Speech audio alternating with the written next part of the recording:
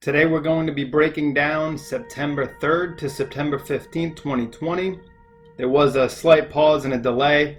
I've been working around and trying to figure out how I want to structure these videos, and I'm trying something new. This will be just a temporary sort of type of video where it will evolve. I'm doing a PowerPoint sort of presentation, trying to make these videos easier to make, and therefore I can get them to you without having it take up so much time, and this way I can get you more information quicker in the future. So without further ado, here is September 3rd to September 15th, 2020. The main focus for September is the Rosetta aspects that we'll be dealing with, the Thor's hammer aspects that we'll be dealing with, and like you'll see in a couple of slides here, the other aspects that we'll be dealing with are the Grand Cross, and we're going to have a few of these Grand Crosses here, especially at the start of trading. On many days, these things will be in effect. Now, the Grand Cross puts a lot of tension in the air in September, and it's especially coming in the second week. Now, the Grand Cross itself is strong, it's powerful. It can be productive. It can produce a lot of productivity, but it can become stagnant. It can become spread too thin. There can produce from this aspect a lot of tension in the markets. And 1 minute one sector is doing well, and then the other suffers, and then that completely flips around, and then the other sector is doing well, and another one is suffering. So this aspect's going to be in effect just about every day for the first couple of weeks that we're looking at right here. So as you can see, by September 14th, we still have the Grand Cross in effect.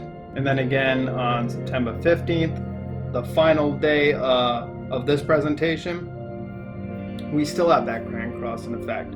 As you can see, even on the 15th, we still have the Rosetta aspects. Now, there will be different kinds of Rosetta aspects involved throughout the whole of the trading here.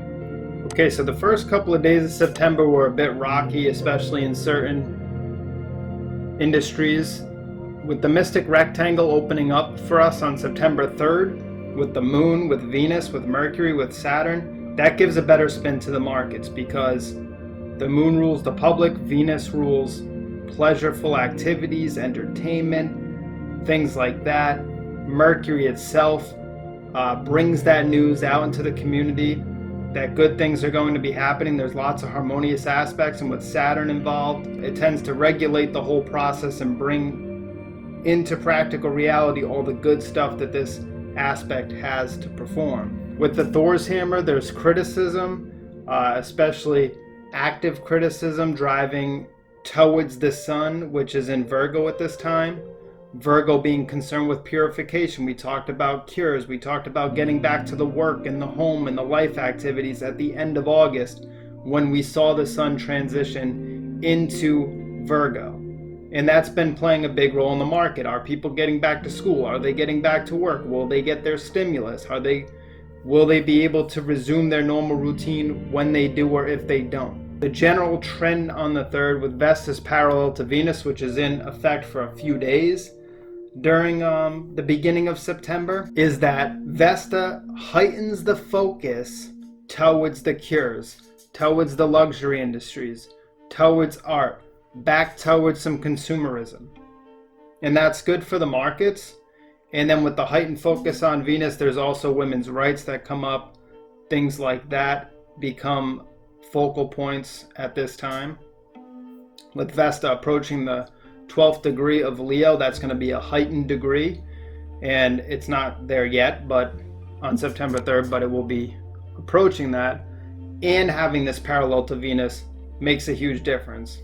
With the Moon trining Venus at the start of trading, and we have Mercury in a nice harmonious sextile to Venus at the start of trading on this day, and we got Venus squaring Mars, there's a lot of action that comes in to meet the planet Venus. There's a lot of drive, desire to go back towards these luxury industries, Venusian type deals at this time. The moon, being the public in good aspect to Venus on this day, puts the public in accord with this, meaning that people and investors are going to be putting their money, into finding a cure, into women's rights, into consumerism, into art, which will be good for the economy. Mercury will drive the news of this. And all of that will help open up people to more speculation, especially as Venus makes its way out of Cancer soon and into Leo. It's in the last few degrees of Cancer on the 3rd of September. Jupiter is also square to the ascendant on the 3rd to start the day, and politicians are at odds with the markets. We can see that there's tension between what's going on in politics, and that tension sometimes causes growth and sometimes it causes destruction, which is what we're paying attention for. This isn't going to be the easiest month, as I said, because we have the Rosetta aspects in play, meaning that we got that Hegelian dialectic, that left, right, good, evil, I'm right, you're wrong sort of paradigm in effect at the moment. With the grand trine at the end of the day with Sun and Uranus in the ascendant, we can expect that the tech sector with Uranus is going to be favored at this time. We can expect biotech to be in good position. We can expect the technology sector to be aiding people getting back to work in their routines with the Sun in Virgo. And with the ascendant, we can expect the market to be a beneficiary of that, right? Because the market itself is represented by the ascendant. Overall, the 3rd should be a much better day than we saw on the 1st and the 2nd of September. On the 4th of September, Mercury is sextile to Venus at the beginning of the day. And with Mercury sextiling to Venus, again, we have good news coming in towards Venusian stuff. We have good news about Venusian things. Maybe even at this time we have good news about sports and entertainment, because Venus does rule these sort of luxury or activities and industries. The Sun is in sesquiquadrate to Mars. The active principle, the principle of desire, Mars, is kind of driving criticism even more so towards the Sun at this time. It's part of that Thor's hammer, which is still in effect. So we've got criticism coming to the Sun. Whether or not that criticism will promote growth or not depends on what industry we're in and how well things are progressing. With the grand trine of Sun, Jupiter, and Uranus on this day, that adds in good energy. Because again, the tech sector is going to be meeting with growth and opportunity, Jupiter, and the Sun. Power, authority figures are going to be favoring these things at this time. The shakeups and shocks coming from the right wing, Uranus, will be favored by Jupiter's beneficial energy, and the Sun being those in authority at this time looking on these things with favor. With Vesta still in parallel to Venus, we still have that hyper focus on those Venusian aspects, which I won't keep going over. We already now know a lot of what Venus means. We just need to keep in mind that these things are still in focus at the time on the 4th. Venus is square to the ascendant, so there puts enough maybe healthy tension between these two planets on this date.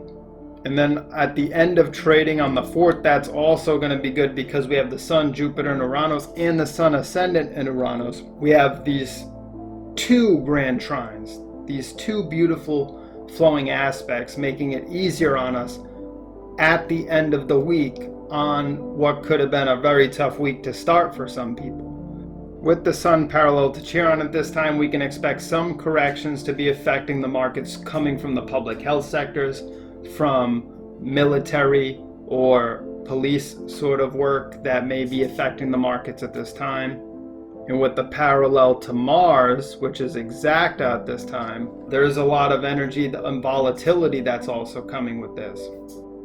Expect even more so that the COVID death rates will be questioned at this time, where a lot of people will be waking up and realizing, hey, not as many people are dying as they said were dying. We need to call this into question. People may lose faith in the vaccine investments because they just don't see it as a necessity anymore. A lot of people don't want the vaccine. A lot of people are still obsessed with the vaccine. So there's going to be all this sort of question. The numbers are correct, the numbers are incorrect. And then we also get that divide that we've been seeing.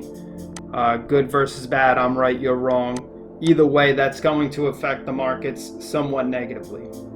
But the grand trines themselves should help save the 4th. Then on September 6, 2020, it's a Sunday, but we have to note that Venus is going to enter Leo. Like I said, Venus is going to enter Leo, bring with it much more speculation, much more spending of money. The shift that Venus brings by entering into Leo on the 6th and will be felt coming in on the next Tuesday after Labor Day will be that once Venus enters Leo, people are going to be much more willing to put their money back out into the markets, even though it's going to be a volatile time, and a lot of people are going to want to make their money essentially from gambling.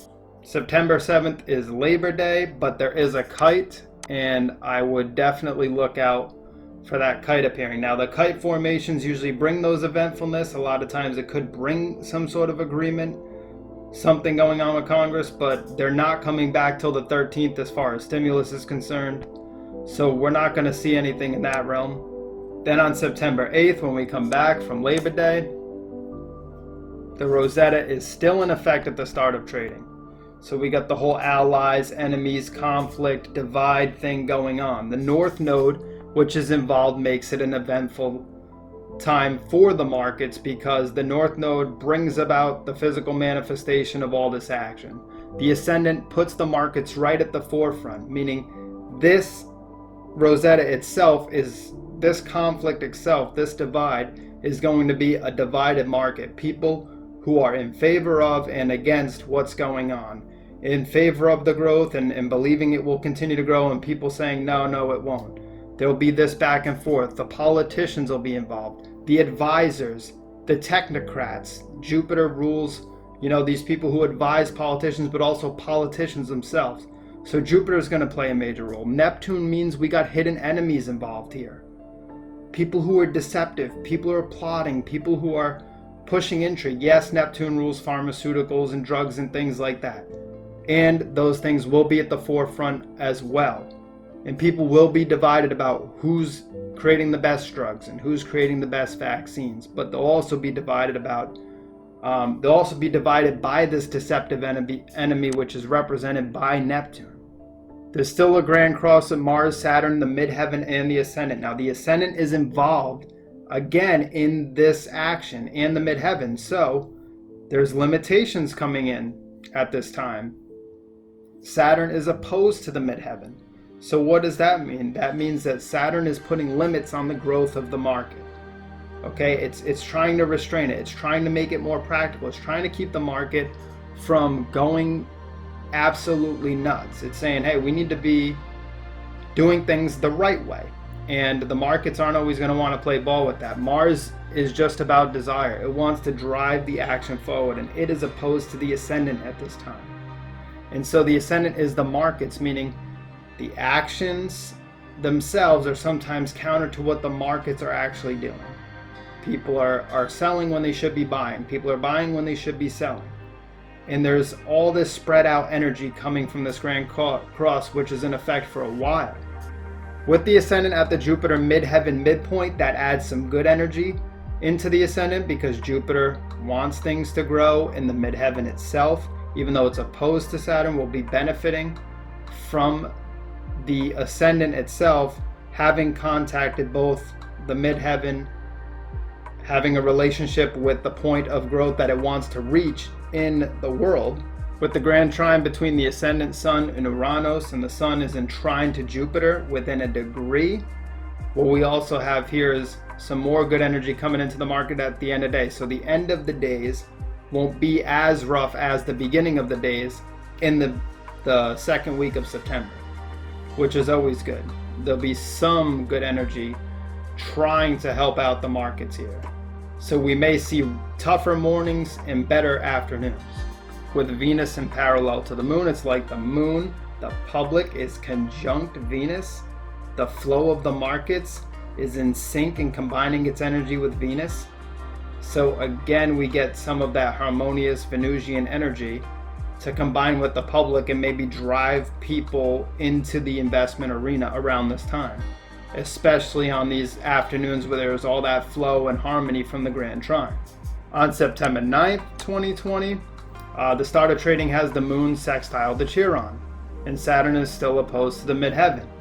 So with the moon in sextile to Chiron, we might be able to expect some early corrections on them at the very beginning of the day. Those may be fleeting. With the sun in trine to Jupiter at the start of trading, there's still some really good energy there.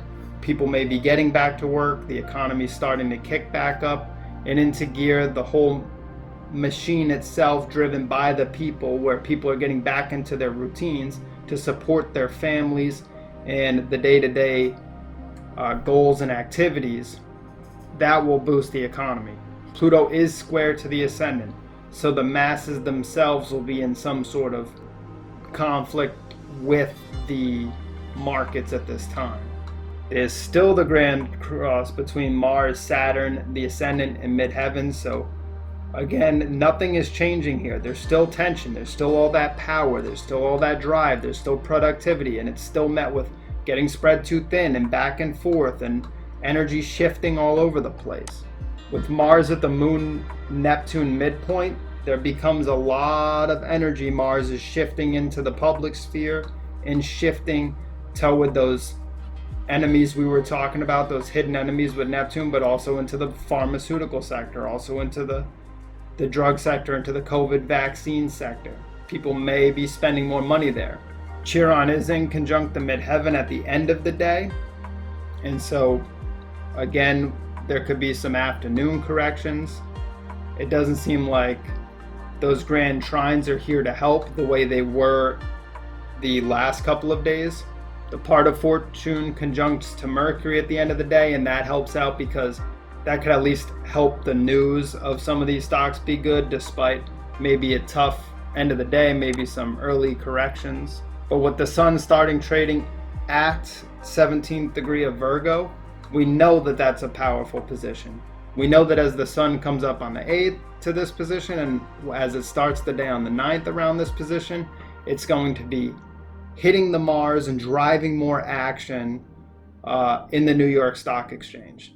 On September 11th, you got the sun opposing Neptune to start the day, so the cure that we've been looking for coming from Virgo, getting back to our routines, is being met with, at this time, the opposition and the butting of heads with our hidden enemy. And also with the drug sector, with the big pharma sector. We're not exactly finding that approach. People aren't using their analysis in the way that it needs to be used in order to find the cure, which is the drug, Neptune. Mars is square to the midheaven at this day, and so there's a lot of energy and desire to drive to that point. But Mars is also a little bit at odds. They're not seeing eye to eye where the market wants to go to and where Mars is at, meaning Mars is acting much more impulsive over there in Aries, and the markets want to have something more stable at this time, and they just can't find their footing. Of course, as I keep talking about, the Grand Cross is still in effect on September 11th. And it's a cardinal Grand Cross, so the energy gets way too scattered. And that's what we've been seeing. Cardinal is a lot of energy. It's the outgoing, active, initiatory energy of the zodiac. And with that, what happens is people are trying to get things going, get their investments going, move the market in a certain direction, but nobody can decide which direction. There's not a single focus point, and the energy gets spread too thin, and that's what people are going to be feeling. The sun still in closer opposition to Neptune to end the day, so that opposition is just going to be even more intense. We're going to feel it even more. And with Uranus opposed to the midheaven to start the day, we need big tech to start listening to the markets. And also, we need to start listening to what big tech is saying, because they're almost too big to be messed with. They're on this get out of my way tear. It doesn't seem to matter what happens. They are just growing, with Apple hitting $2 trillion and Tesla about to split stocks. And I mean, everything's just going nuts. The tech sector is just, it doesn't seem to matter what they do. They're going to tell you what's going to happen, and you're going to listen. And at the same time, there may be a clashing of wills. People are like, okay, enough with this nonsense. But it doesn't matter. They seem like they're just going to try to run people over until it bites them in the butt. Although at the same time, it still will be beneficial, most likely, for big tech. This opposition itself will probably just propel them forward, even if there's a temporary correction in between.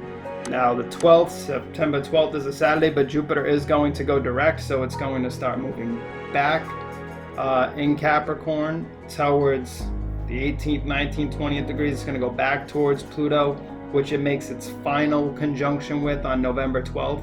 In the Pluto-Jupiter wealth cycle, so that's still in effect. And here we are just a couple of months away, and Jupiter is going to go direct, so that's going to have an impact in the future. We need to maintain that because the wealth cycle is always big. With Jupiter hitting this spot, it's going to be big for a lot of people. If you're trading with a certain company, like a friend of mine actually, he has got a couple of stocks where he's going to benefit from having Jupiter go back direct and go over these Capricornian degrees again, because it's going to hit some critical degrees. So if it is going to hit some critical degrees in your stock and it won't be back in Capricorn for another 12 years, you could benefit at this time. Now the September 14th, midheaven is going to shift to Leo. So again, we get another shift in the market, but it might not be the biggest thing, but at least it is a shift more towards spending that money, making those investments. We got Venus there. The moon is going to be there on this day. So yeah, people are going to be opening up their wallets and trying to make some money investing. The moon is going to be sextiling Mercury, and that's going to be good energy. Good news in the public sphere, driving investors to put their money out there. Now the trading day, the sun is trine to Pluto. With the sun trine to Pluto, we have to keep in mind that Pluto's part of the wealth cycle. Jupiter is now heading toward Pluto. So with the sun making a harmonious aspect there, we could expect some hidden wealth to be found in the markets at this time.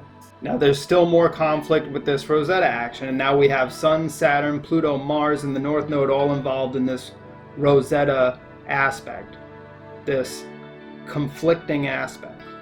Saturn itself is going to try to put some limits in there and try to regulate things. Pluto itself may bring a destructive energy or a regenerative energy to this entire thing. It could regenerate the whole cycle of I'm right, you're wrong, and then have this just keep going. With Mars, it could bring in the military, the police, and there could be more civil unrest, and that could have a tough ride on the markets, or it could help drive the markets up depending on what people begin buying, what people begin selling. We still have to deal with the Grand Cross here on the 14th of September. With Mars, the midheaven, the ascendant, Saturn, all this stuff is getting weaker due to the sign change of the midheaven into Leo. But the markets are still feeling this tension. The North Node is at the Venus-Uranus midpoint, so cures, Venus, Uranus tech, biotech sort of meal deal here. There could be some pro-women's, anti-women's issues going on. Sports and entertainment could be called into question. A lot of these things could be hitting the sphere as North Node hits that midpoint. And, the political tension itself may meet the anti-women's issues or the pro-women's issues. And a lot of the female stuff could come up to the forefront at this time. Diplomatic solutions, which could be geared toward the right wing at this moment. So we may have a shift towards the right with Uranus being there, may be favored by its connection with the North Node, and North Node also adding some energy into Venus. The right wing could be doing more for women's rights, maybe even trying to win the vote in that category. Venus is semi-square to the North Node. So this is a time where we got to let go of the past and we got to move forward. We got to move in the new direction, which is we have to start listening, but not in the way that we're being told to listen. We have to actually push for truth, even if it hurts. With Venus square to Uranus to end the trading day, there's still going to be some tension with the tech sector, but people are still going to be wanting to spend money because Venus is in Leo. And Uranus is in Taurus. People are going to be wanting the practical things. They're going to want tech to deliver that. The profits, the money, the goods, the consumer products. And finally, on September 15, 2020, we got the Rosetta aspect still in play. So just do not expect anything to be letting up. There's still going to be conflict in this country. There's still going to be the issues with the masses, the mass population, and there's still going to be issues with the military and police complexes. None of that is calming down. It's only going to keep going. Mars and Pluto will make another square in December, like I said. So look for that to be just a constant exhaustive theme with Saturn and the Sun here. You know, again, the regulations of Saturn being put on the routines of the Sun, and people, also the masses, Pluto, feeling like the system is against them. People are trying to regulate and rules, and people are going to be trying to preserve their traditions in the face of this, and probably rightfully so. And the North Node's just going to enhance and bring out the physical events. And if times get crazy, they can propel the markets up or down with them. With the Grand Cross in effect, the tension's just not going to let up. So we're going to see what happens when I do the next 2 weeks. But yeah, with the Grand Cross still in effect, Mars, midheaven, ascendant, Saturn, these midheaven and ascendant things, they're really market-driven points that Mars and Saturn are touching.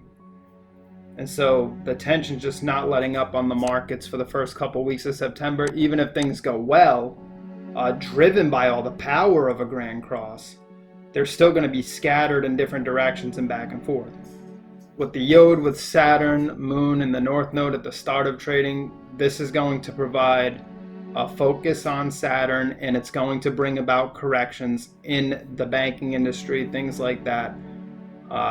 Congress is getting back on the 13th, and maybe some of that corrections is that people haven't been getting their stimulus. You know, they basically made people reliant on, you know, communism, and now there's no money coming forth. Of course, that's the way it works. So they have that. Venus is square to Uranus, so we still got those things going on with the tech sector. I won't repeat myself. Neptune is sextile to the ascendant at the close of trading, so that's a good aspect. I expect the drug sector to be beneficial at that time and to benefit from that aspect to the markets and to be at the forefront of the markets at that time.